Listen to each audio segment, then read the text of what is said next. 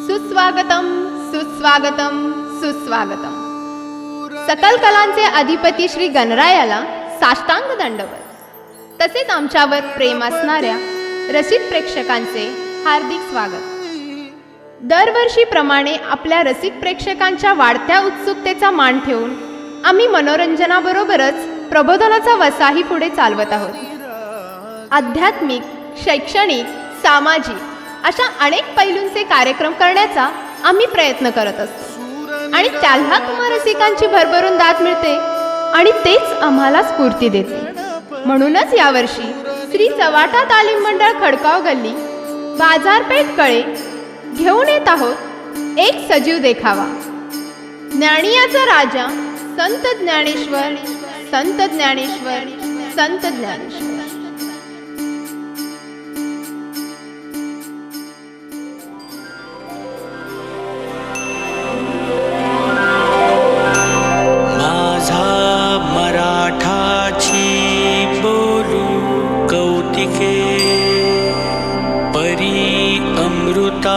तेही पैजा जिंके, ऐसी अक्षरे रसिके मेळवीन।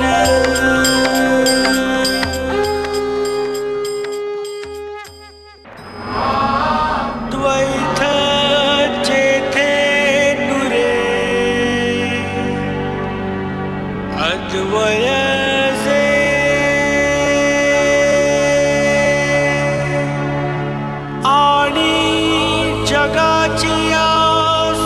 ज्ञाना,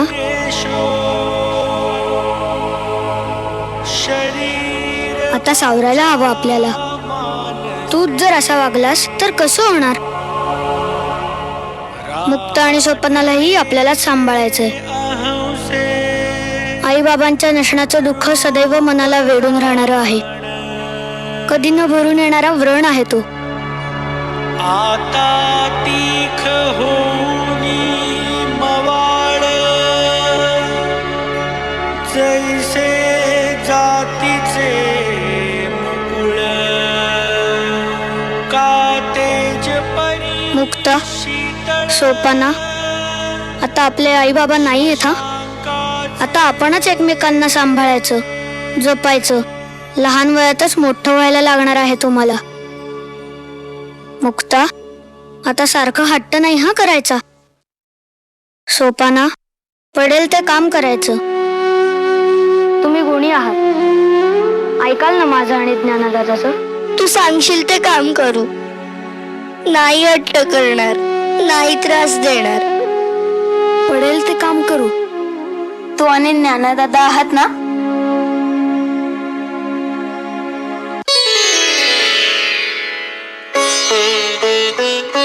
छान, आजपासून मी भिक्षा मागायला जाणार आहे। दादा, एक बोलायचे होते। बोल ना। बाबांनी जी गोष्ट ब्रह्मवृंदासमोर मांडली, आपल्या मुंजीच्या संदर्भात? होय, मला वाटतं आपण आता ती पुन्हा उचलून धरली पाहिजे। ब्रह्मवृंदासमोर ती पुन्हा मांडली पाहिजे। ज्ञाना, आता मुंज कशासाठी? ज्ञान मिळवण्यासाठी ना? अरे ते तर बाबांनी आपल्याला कधीच दिलंय। शिवाय गहिनीनाथांच्या आशीर्वादाने जे जाणून घेण्यास अवघड आहे त्याचाही अनुभव घेतलाय आपण।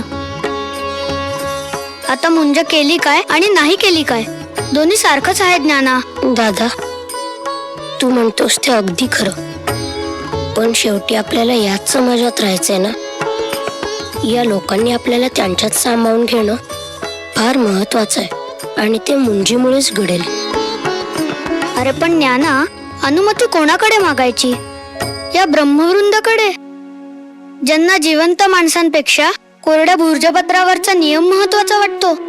दादा, सत्ताधाऱ्यांना नियमच समजतात, म्हणून आपण नियमांच्या मार्गानेच जायचं। आई बाबांनी फार मोठी शिक्षा भोगली आहे। आता या ब्रह्मवृंदाला आपला विचार करावा लागेल। ज्ञान असून काय करणार, त्याचा योग्य विनियोगही व्हायला हवा। क्षमा कर दादा, लहान तोंडी मोठा घास घेतोय। पण आपण आता ही अनुमती मिळवायला हवी. दादा, तुम्ही गहन विषयावर बोलत आहात. मला फारसं काही कळलेलं नाही, पण ज्ञानदादा जे म्हणतो ते बरोबर आहे असं वाटतं. ज्ञाना, ठीक आहे. तुला जर या मार्गावर पूर्ण विश्वास वाटत असेल तर आपण प्रयत्न करून पाहूया. दादा, मग शुभस्य शीघ्रम. आपण धर्मसभेसमोर जाऊ आणि आपला विचार मांडू.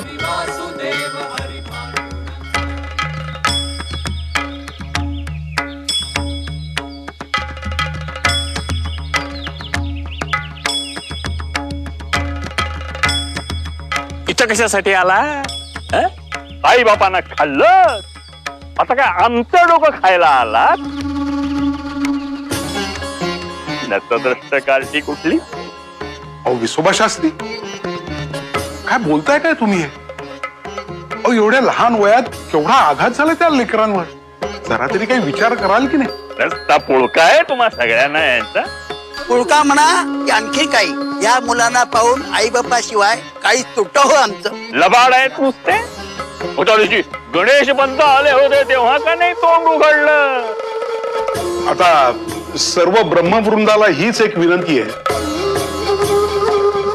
की आपण ही चर्चा इथेच थांबवू आणि या लेकरांचं काय म्हणणं आहे तेवढं ऐकून घेऊया. बोल रे ज्ञाना.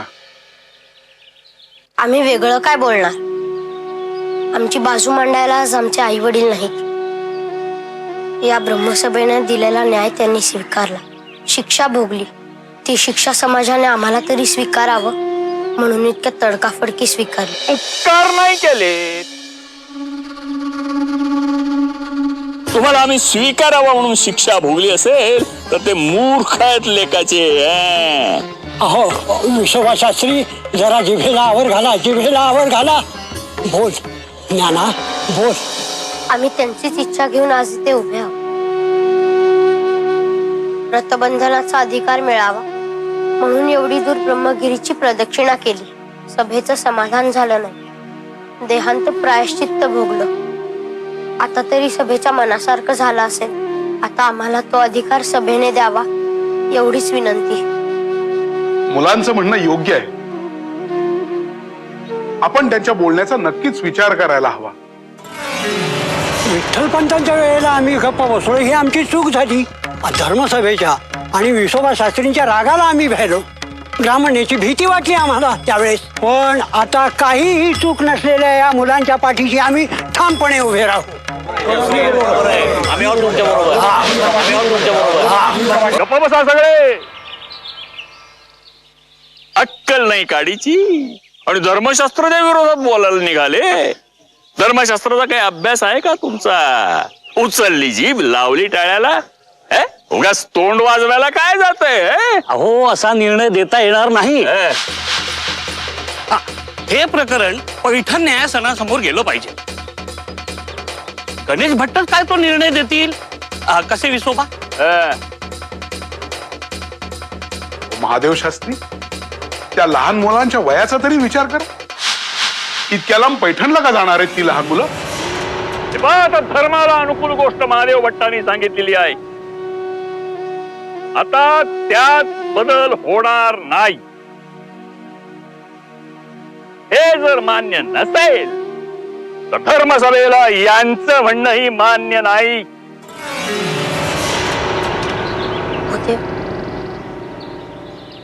आपण आपसात नका विवाद करू. आम्हाला ब्रह्मसभेचा निर्णय मान्य आहे. आम्ही पैठणला जाऊ आणि शुद्धीपत्र घेऊन येऊ. आम्ही आमचं म्हणणं मांडू त्यांच्या समोर. येतो आम्ही.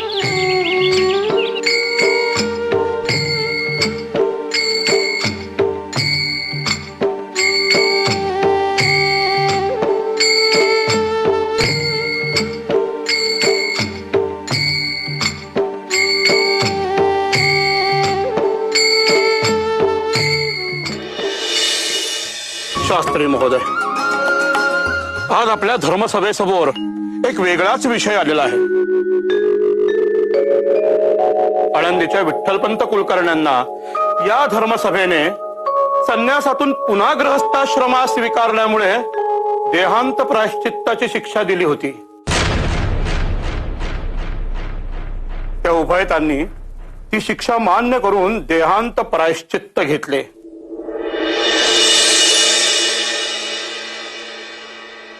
आता या मुलाचं असं म्हणणं आहे की आई वडिलांनी शिक्षा भोगली तर आम्हाला समाजात स्थान मिळावं.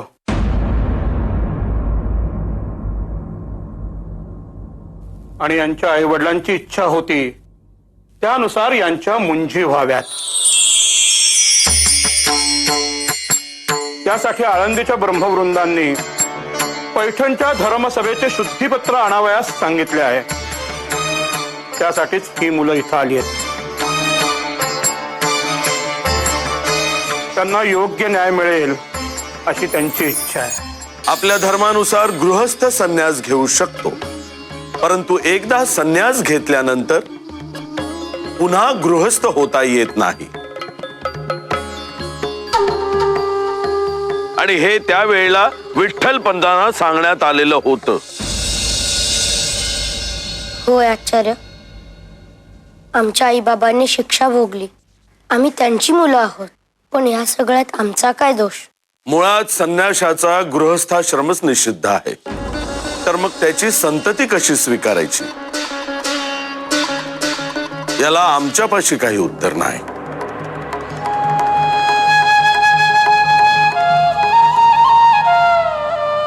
ना आमच्यापाशी, ना वेदांमध्ये, ना शास्त्र ग्रंथांमध्ये. आचार्य, आजपर्यंत असं झालंच नाही.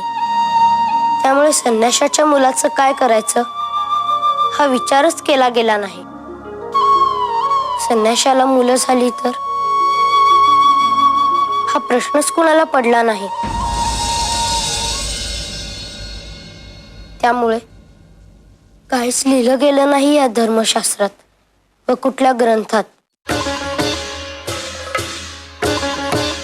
पण आता हे घडलंय, त्यामुळे संन्याशाने शिक्षा भोगल्यावर त्यांच्या मुलांचं काय करायचं हा विचार आता करावा लागेल.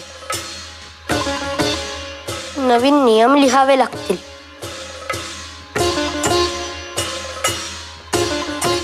आणि माणसांसाठी नियम असतो, नियमांसाठी माणूस नसतो. आता पैठणच्या या धर्मासनाला ज्ञान म्हणजे काय ही 8-10 वर्षाची ही मुलं शिकवणार. इतका अपमान. क्षमा करा भूदेव, मी कोणाचाही अपमान केलेला नाही. मी केवळ एवढंच म्हटलं की सर्वांभूती एकच चैतन्य आणि एकच आत्मतत्व असतं. धर्मासन ही न्याय देणारी संस्था आहे. इथे प्रत्येक गोष्ट सिद्ध करावी लागते. अरे,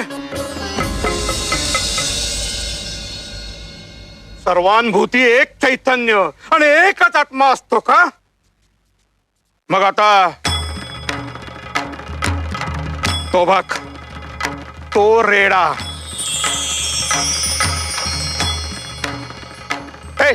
आणा रे इकडे, आणा इकडे.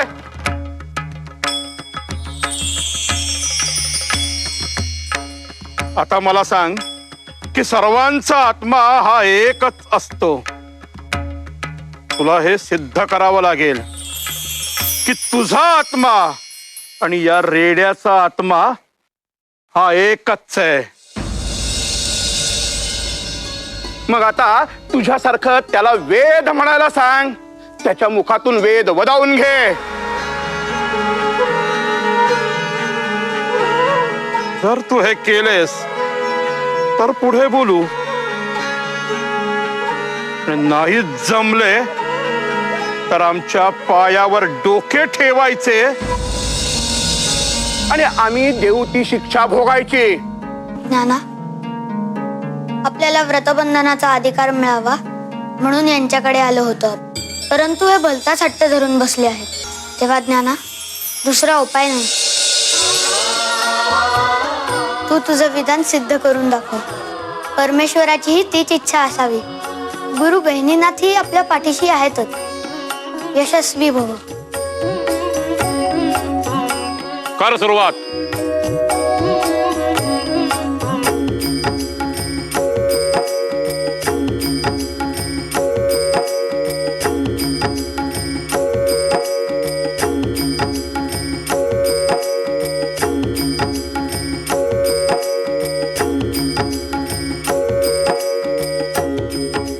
अयि पूर्वेभिः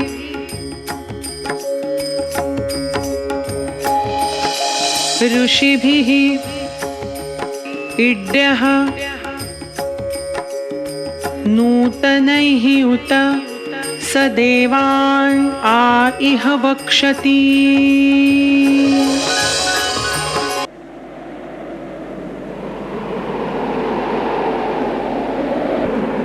अग्निनारयिम् अन्नवत्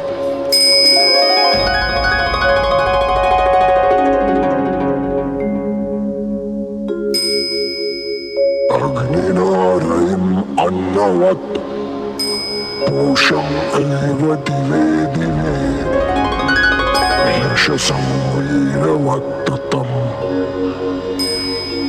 अग्निमे पुरोहितम् यज्ञस्य देवं ऋत्विजम् भूतारं रत्नधातम्.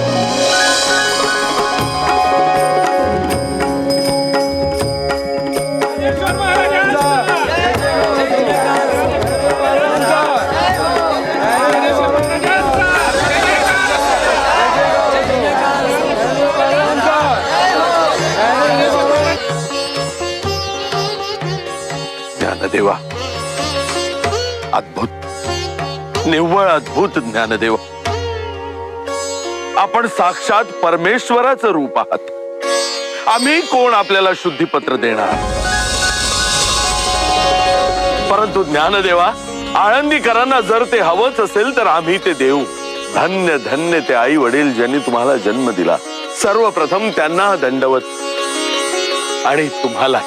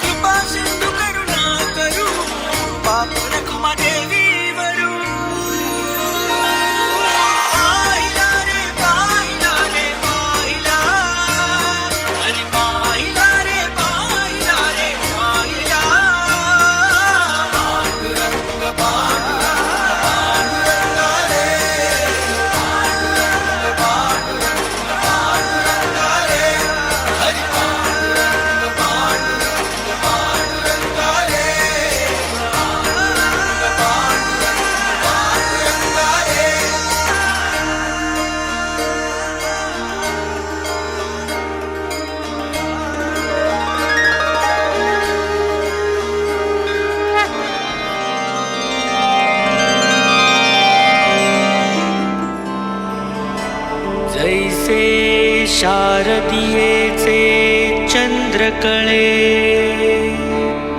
माझी अमृतकण कोवळे देवेची ती मनमवाळे चकोर तलगे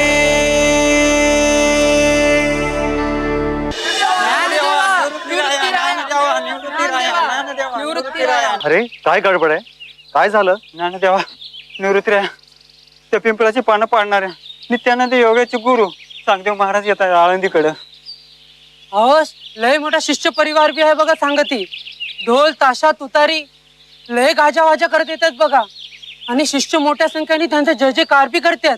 म्हणजे आपल्या साऱ्या वैभवानीशी येत आहे तर चांगदेव महाराज पायी चालत येत आहेत?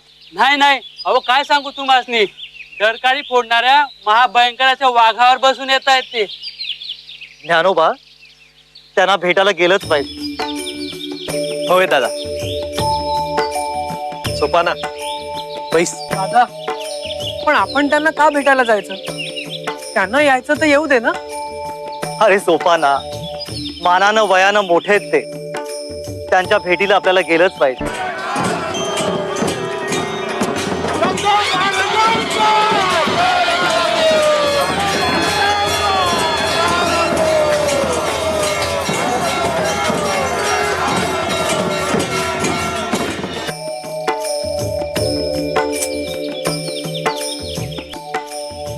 अरे ते जर त्यांच्या वैभवानिशी आपल्याला भेटायला येत आहेत तर आपल्याला आपल्या साऱ्या वैभवानिशी त्यांना भेटायला गेलंच पाहिजे. दादा पण आपण तर त्यांना भेटायला जाणार होत ना रे. म्हणूनच तर भिंतीवर बसलो. म्हणजे रे दादा? चल ग बाई.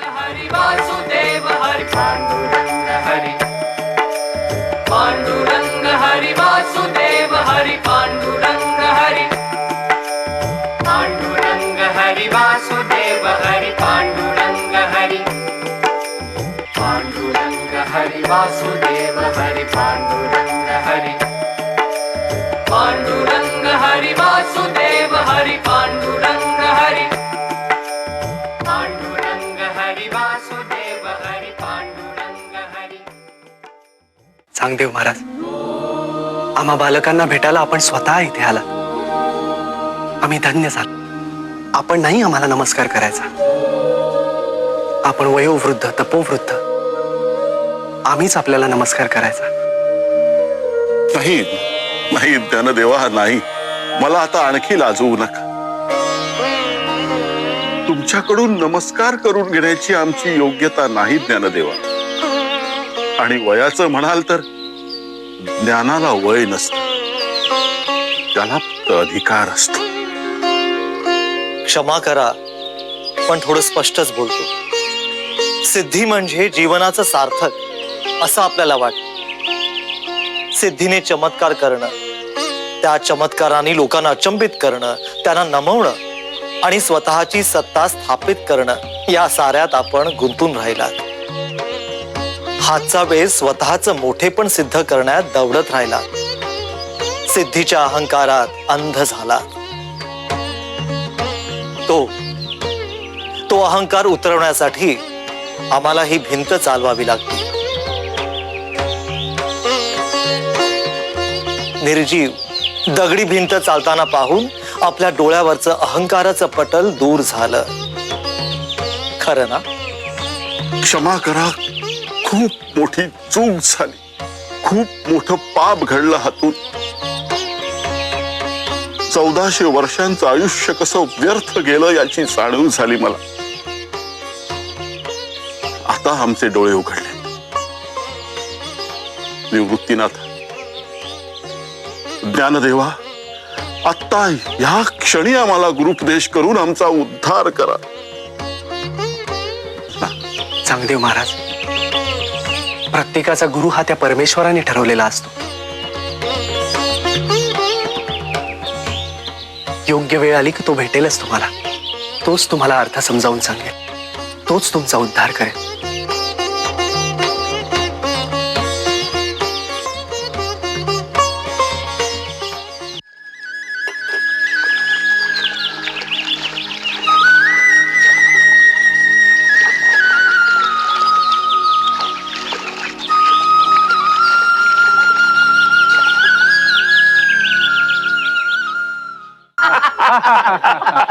अरे ती मुक्ता आहे ना? हो तर एवढ्या रात्रीची कुठं निघाली कडमडायला? अगे एवढ्या रात्रीचं कुठं गेली होती? दिवसभर बैल उधळल्यासारखे तुम्ही भावंड उधळत असता गावभर. रात्रीचं कुठं गेली होतीस कडमडायला? कुंभारवाड्यात गेले होते, आता घरी चालले. अहो, लक्ष्मी आत्याकडे हे परळ आणायला गेले होते. परळ? दरिद्राच्या घरात परळ कशासाठी? आज निवृत्ती दादाला मांडे खायची इच्छा झाली. खर तर आजपर्यंत दादाने कधीच कुणाकडेही कुठलीही इच्छा व्यक्त केली नाही. खर तर कुठली इच्छाच राहिली नाहीये त्याच्या मनात. नावाप्रमाणेच निवृत्ती आहे तो, पण आज मांडे खायची इच्छा झालीये त्याला. अहो, निघालीस कुठं? शास्त्री, अहो, काय करताय? अहो, सोड म्हणतो ना तुला. सोड. अहो, शास्त्री, काय करताय तुम्ही?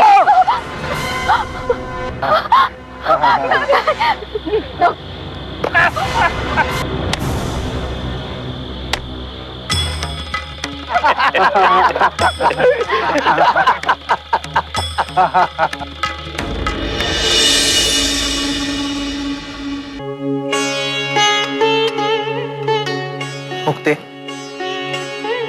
तू मांड्यांची तयारी करायला घे. आज आपण मांडेच खाऊया. दादा, अरे पण मांडे भाजायला परळ तरी कुठे रे? मुक्ते, मी सांगतोय ना तुला, तू कर सिद्धार्थ.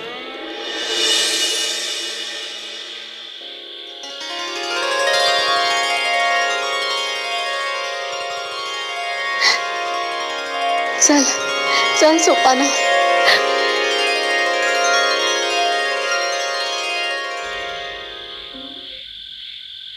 मुक्ते, तू म्हणालीस तशी मगाशी चूल पेटवायला घेतली होती आम्ही. सोपाना, आता चुलीची आवश्यकता नाही. अरे दादा, परळ नाही, विस्ताव नाही, खरंच मनातले मांडे खायचे आहेत का? नाही, खरेच मांडे खायचे.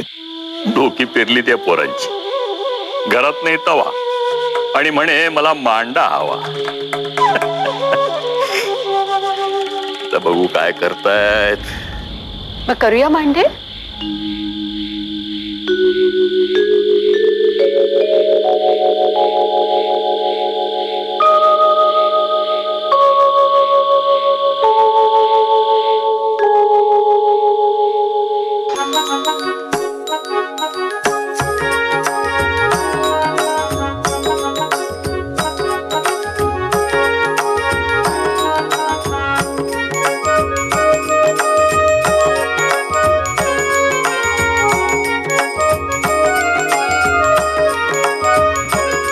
मुक्ते, पाठीला हात लावून बघ बरं.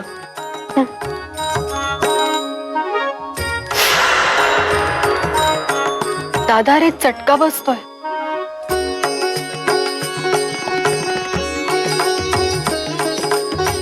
म्हणजे तुझ्या मनासारखा तवा तापलाय ना आता. भाज मग मांडे आता. होय.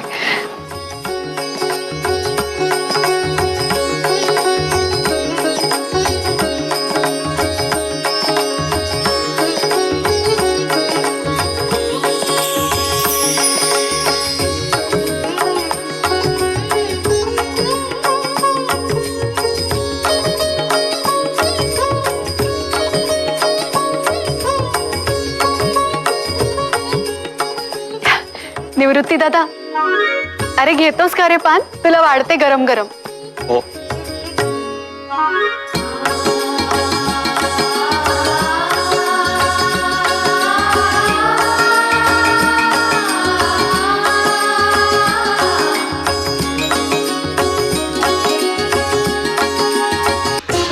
ज्ञानदेवा, योगी राजा, क्षमा.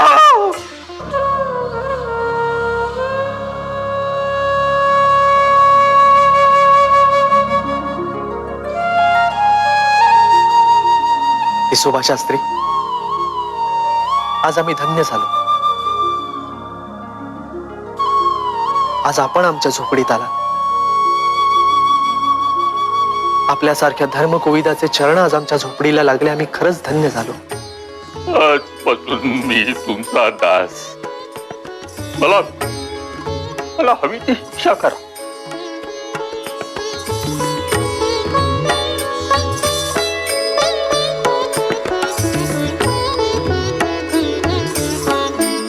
विसोबा शास्त्री, अहो काय बोलताय आपण? आम्ही कोण कोणाला शिक्षा देणार?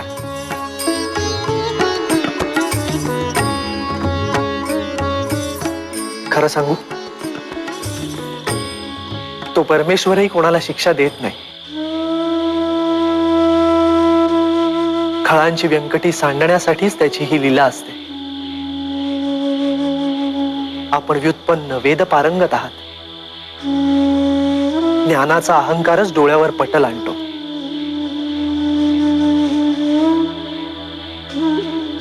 आज त्या अहंकाराचं पटल आपल्या डोळ्यावरून दूर झालंय.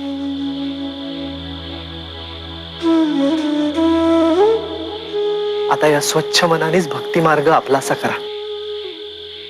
हरीचं नामच आधार आहे. जय जय राम कृष्ण हरी. जय जय राम कृष्ण हरी. जय जय राम कृष्ण हरी. जय जय राम कृष्ण हरी. जय जय राम कृष्ण हरी. जय जय राम कृष्ण हरी.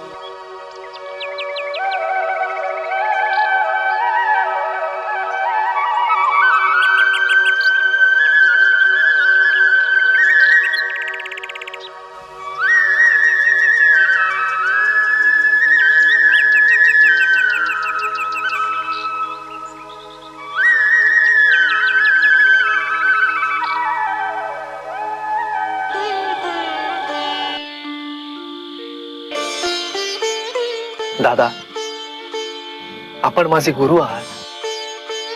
आज आपल्या आशीर्वादामुळे अमृतानुभव सांगून पूर्ण झाला. संस्कृत भाषेतली गीता या देशी भाषेत अवतरली.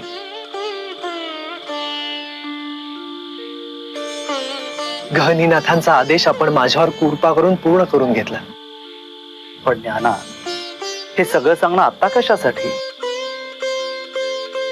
सद्गुरु, एक शिष्य म्हणून बोलतो. आपल्या मनात माझ्याबद्दल अजून काय योजना आहे?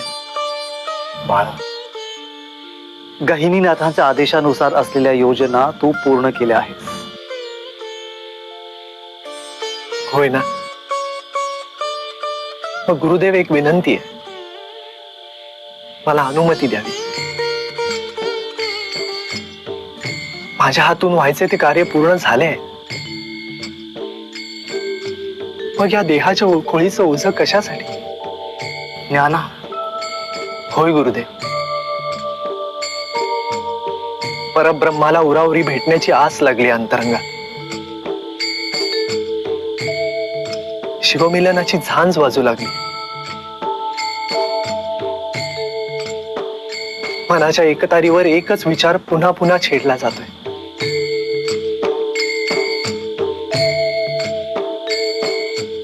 संजीवन समाधी. ज्ञाना,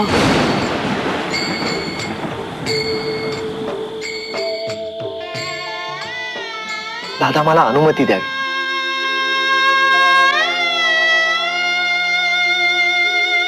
अनुमती द्यावी. ज्ञान देवा लागी, ज्ञान देवा लागी, चंदनाची ओटी, चंदनाची ओटी, पंचारती होती,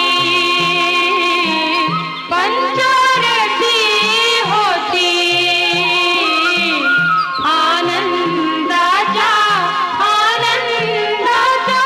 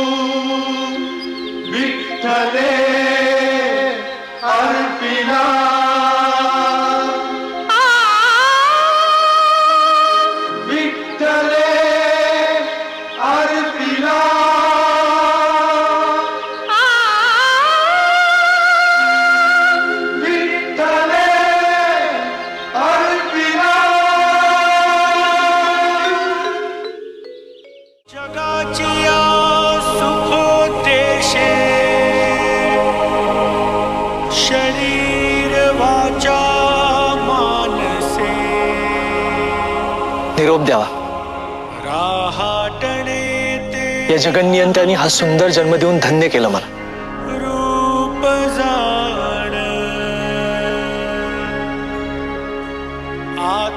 त्याच्या भेटीसाठी मन आतुर झालंय. येतो.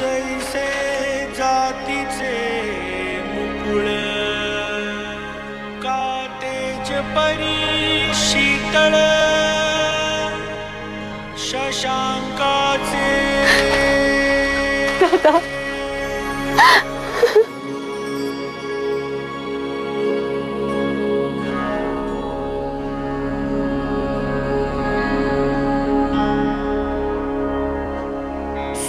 सुवर्णमणी सोनिया कल्लोळू जैसा पाणिया तैसा मज धनंजया शरण ये तू आता विश्वात्मके देवे येणे वाक्यज्ञे तोषावे माऊली माऊली तोषोनी मज द्यावे बसाय दान हे